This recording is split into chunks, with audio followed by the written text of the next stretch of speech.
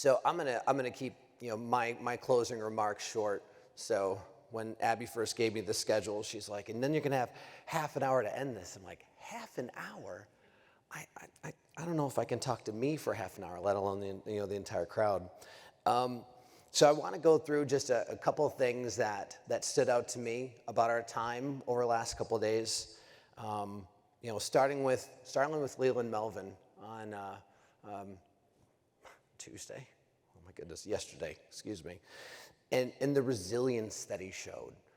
He saw a shuttle blow up in 1986. He saw another one blow up in 2003. The guy loses his hearing for 3 weeks.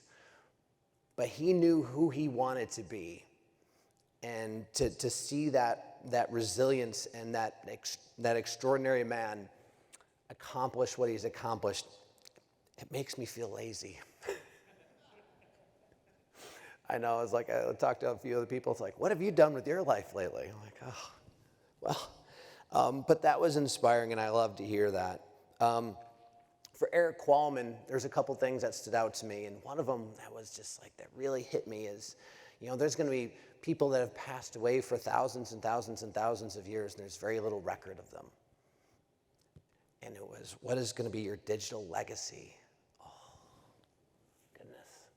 What are people going to think of you, of me, of us in 5 years, in 5 decades? Because all that stuff is, that stuff might still be out there. I haven't really thought about that. I am intentional about where my life is going, and it made me think just that much more about what is going to be that digital legacy. We talked a little bit up here as well about a failure and failing forward, and Eric Qualman said, failure actually isn't good. Evaluated failure is good. And I wanted to change the wording on even the way we talk sometimes at C3, because we talk about, hey, fail here, fail here, fail here. You might want to tweak the language on that just a little bit. I love this idea as well. We talked a little bit up here about significant mistakes and blunders that you've made. And I love the idea yesterday. We talked about the Red Cross, who someone accidentally put a tweet about drinking on the Red Cross's Twitter account, and how the Red Cross made lemonade out of those lemons.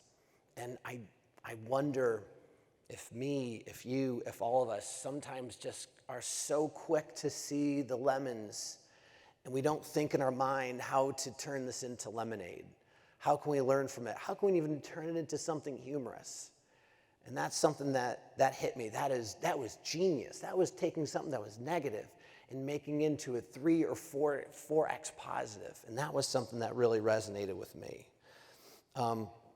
He said something else as well, and this was something that resonated with me too, is if you aren't getting pushback, then you're not pioneering. And that's interesting to me. So if you're not getting pushback, then you're not pushing the boundaries, and you're just doing the things that you've always done. I'd like to think that we're always doing something different, and we're trying things all the time.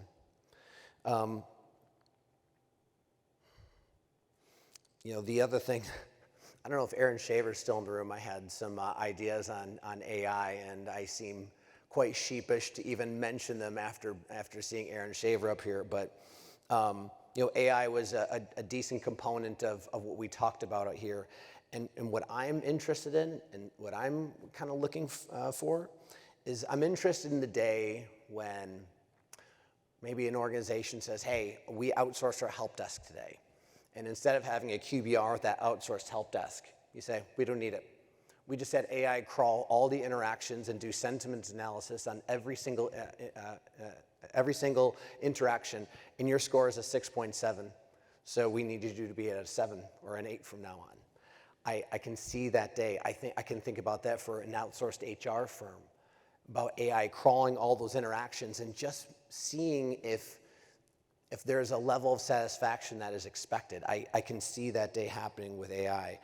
The day is already here where a salesperson can get done with a conference call on a Zoom and hang up the phone, and 5 seconds later that entire call is summarized, and the next action items are in the CRM, and everyone knows exactly what to do next, and there's no wrap up, there's none of that stuff. All this AI summarized it and said, these are the next logical steps to do.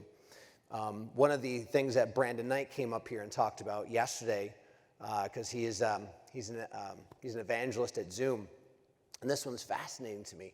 Imagine you have 100, I'll just mention this one real quick. Imagine you have 100 people in your contact center, and Bob is the best person in customer service. He's been there for 5 years, and he knows everything about your customers and what to do. And you take all the interactions that he's ever had, and you send them into this AI tool. And then for new folks that come on board, you prompt them as they take calls about what they should do in certain scenarios. So that AI is taking all that caller's information and is actually feeding to your new customer sales agent, what would Bob do? And doing that in real time. That's amazing. There's so many cool ways to see this technology work.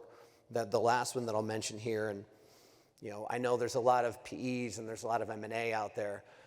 One of the things that I can see happening is, imagine Acme Company buying Johnson Company, and Acme says, I'm going to crawl all of this data out here because I want to know what your own people think of the organization that we're buying. What do your customers think of you? What do your vendors think of you? What do your employees think of you? What do your stakeholders think of you? Imagine the power in Acme to be able to analyze and do sentiment analysis on all the aspects of that acquired company. And you found out, what if you found out, oh my goodness, a third of their people can't wait to leave. Oh my goodness, I couldn't believe that maybe a third of their customers are already evaluating options. I think that day is going to come. I think that when that day does come, I think it's going to change M&A forever. Because I would know that if I was buying a company, I would want to know that dirty laundry that sits, that's not being analyzed. So I think one of the things, and I'm going to end on this before giving a couple kudos, I think we've talked a little bit about AI being an enablement tool, and that is absolutely true. I like to think of it as an enablement versus a replacement tool. But I also think about it, at least from a leadership perspective. Imagine if you can measure almost everything. I wonder what kind of KPIs you would come up with in every organization for every person if you can measure almost everything. I think how leaders will change if you can measure things that are immeasurable before. And I'm excited about that, because for my organization, if we can measure something and someone was really happy 2 months ago and they're not as happy today, and I can find out, I'd love to be able to course correct that instead of just sending surveys out that might get a 3 or 5% response rate on. So I'm going to close with some thanks to my staff. I'm going to talk about some folks specifically. We're going to go. Abby's whole team has done an extraordinary job. Abby, Caitlin, Noelle, Mark, Chelsea. I really want to applaud you. You've really outdone yourself.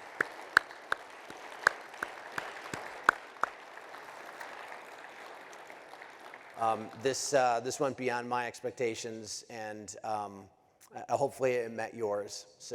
And I would love to hear from you what you think. You can reach out to me directly.